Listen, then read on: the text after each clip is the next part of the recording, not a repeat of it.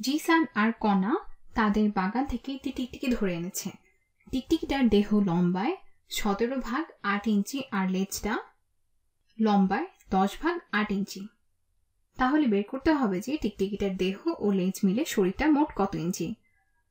দেখো টিকটিকিটা কিরকম সুন্দরভাবে স্কেলের সাথে লেগে দাঁড়িয়ে আছে। আমাদের হিসাব করতে সুবিধা হবে। এই স্কেলে দেখো ইঞ্চিগুলো চিহ্নিত করা আছে আর প্রত্যেকটি ইঞ্চি 8টি ভাগে ভাগ করা অবস্থায় রয়েছে। দেখো এই যে 1 2 3 4 5 6 7 8 8টা ভাগ রয়েছে এই 1 ইঞ্চিতে।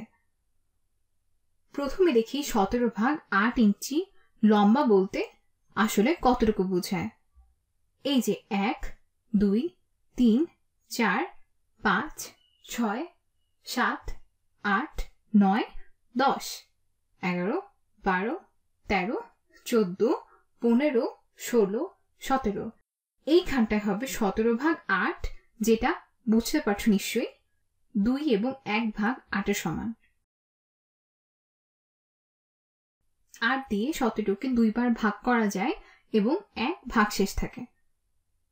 কিন্তু এই বিষয়টা নিয়ে আমরা এখন আর কথা বলবো না। তাহলে আমরা দেখলাম টিকটিকিটার দেহের দৈর্ঘ্য 17 ভাগ 8। 17 ভাগ 8 আমরা গুণে দেখলাম যে এই পর্যন্ত আসে, তাই না? এখন বলা আছে যে টিকটিকিটার লেজটা লম্বায় 10 ভাগ 8 ইঞ্চি। তাহলে আমরা যাব আরো 1 2 3 4 5 6 7 8 9 10 ঘর। এই এখানটায় হলো লেজের দৈর্ঘ্য 10 ভাগ 8। লেজটা হলো 10 ভাগ 8 ইঞ্চি লম্বা। আর দেখো আমরা টিকটিকির শরীরের শেষ প্রান্তে এসে পৌঁছেছি।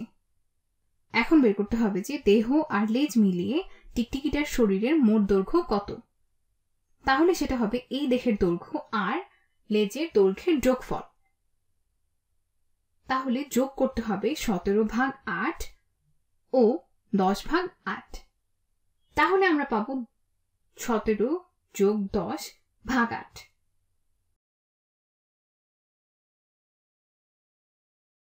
সমান 27 ভাগ 8। তাহলে এই পর্যন্ত দৈর্ঘ্য হচ্ছে 27 ভাগ 8। তুমি যদি এটাকে মিশ্র ভগ্নাংশে লিখতে চাও তাহলে এভাবে বলতে পারো যে 8 27-এর মধ্যে যায় 3 বার এবং 3 ভাগশেষ থাকে।